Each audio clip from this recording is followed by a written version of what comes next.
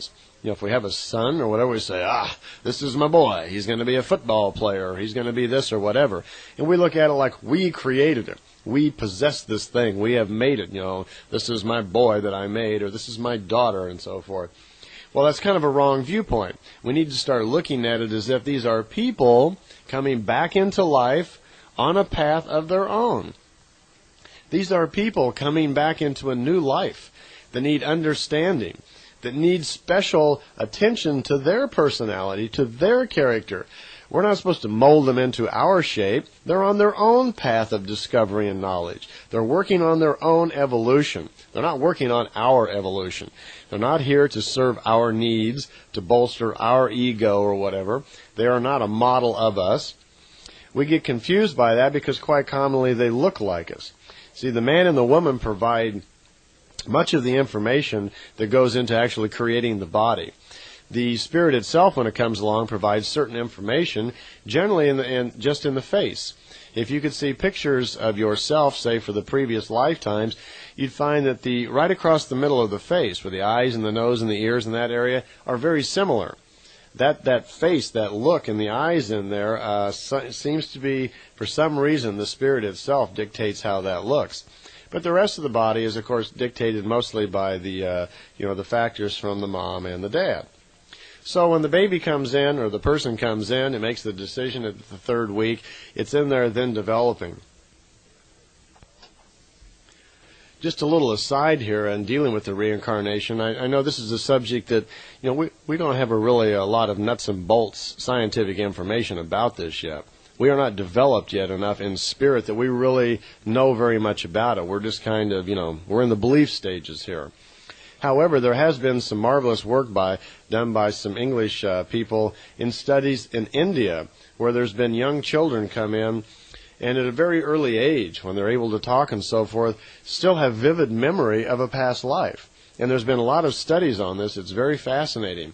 Where these young children, maybe say they're 5 years old, they'll be born and they will describe a lifetime in the room that they were in, what their parents looked like, where they lived, everything about it. They'll have vivid memory of it, which is amazing. And these investigators will go track it down, and they'll find that these kids somehow knew everything. They were exactly right. So somehow they came back, and quite commonly it was very fast.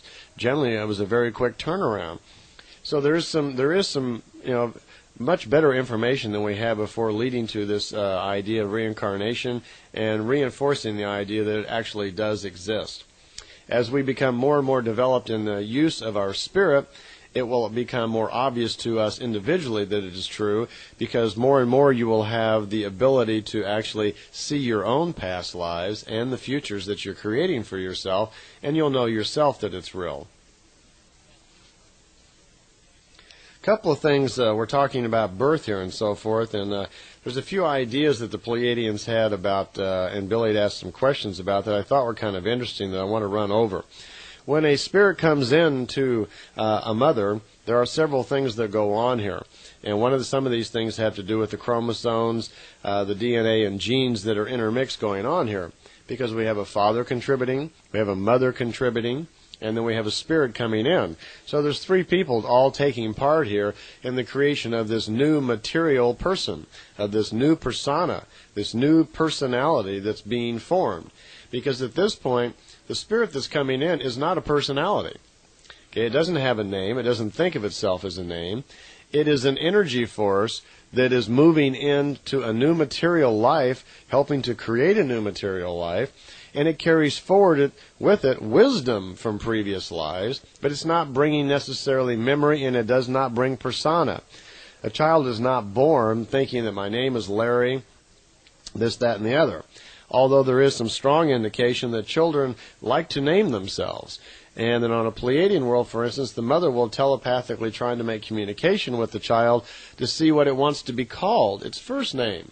Because the first name of an individual on a Pleiadian world is, like we talked about earlier, indicates their knowledge and level of evolution and the wisdom. Something about the individual. Names have meaning. And there are many people you may have run into that don't like their name and prefer to call themselves something else. where a parent will go through a book, they get in a store and they'll look through all the names and they'll name their child something they think is really great. And of course the child had no say-so in the matter at all. And it might be a name that feels wrong, just doesn't apply to that person at all, and doesn't make any sense. How many people do you know that don't use their real given name? An awful lot of people use a name that's slightly different. For instance, even myself, my name is not Randy Winters. I was born James Randolph Winters. Randolph was my middle name. I've never used James. I've never used Jim. I've never even heard anybody call me that, except for a brief period for a couple of months when I tried it out once. I had moved, got a new job, new friends, and I told everybody my name was Jim. I was already about 25 years old, and I thought I'd try to see what it felt like. It felt so odd, so left-handed, I just didn't feel right at all being called Jim, and so I dropped it. I grew up always being called JR or Randy. And I never used the name James. And my family, for some reason, even though they named me James, they never called me James either. Even when I was a baby, I was little Randy and little JR. Okay. Well, dealing with genes and wisdom and intellect and so forth, there's a few comments here I thought you might find kind of interesting. One thing that Billy asked you a question about chromosomes and so forth and how they affect people, and the Plejadians mentioned that normally human beings have the same number of chromosome pairs within them. Chromosomes carry the information for character, for the form of the body, and the sex of the individual. Now, the sex of the individual information is going to be given to that chromosome by the spirit when it comes in. The chromosomes are the essential carriers of the genes, which influence the chromosomes and cause them normal, abnormal switching and so forth. Age is a gene-conditioned factor, they're saying here. And that the brain and the spirit then use the genes, in other words, to do certain things. They give information to the cells to regulate life for the regeneration and disintegration of the cells.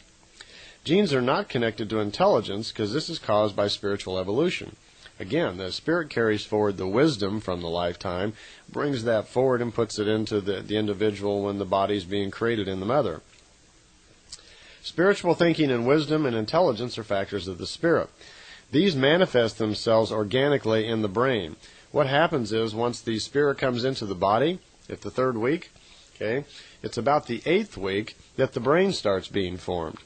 Okay, when the brain is being formed, we have the mother and father who have contributed their, their genes, their factors. The spirit then comes into play, and here's why. What happens is, as the brain begins to form, it has to know how many connectors, neural connectors, dendrites, synaptic junctions, and so forth to make, so that this individual can think. Well, some of that information comes from the spirit itself. The spirit starts sending information to the newborn material body that's being formed on the number of connectors and so forth that are going to be needed to house the intelligence of the wisdom of this spirit. So once the neural connectors are all in place, we got all these dendrites and so forth that are in place, then a very interesting thing starts to happen. The information then from the spirit that's carried forward from all these lifetimes, it's fed into the body, into these connectors, and it flows into the acids that are in the brain. So the information, the fine matter information, is transferred from the fine matter world. A copy of it is more or less kind of downloaded into the coarse matter world, which is the acids in the brain. Because we already know the connectors in our brain, when you think, all these little neural connectors get excited and run through the dendrites, and there's all these synaptic junctions that little electrical charge goes off, and it affects the chemicals in the body, and the chemicals in the body do this, and then so forth, and all the cells are affected, and our body is in operation. Well, within those acids in there, that is where the wisdom from your previous life is stored in coarse matter form. Well, I see once again I'm running out of tape, so just fast forward this here. There's just a second or two left, and I'll see you on the other side.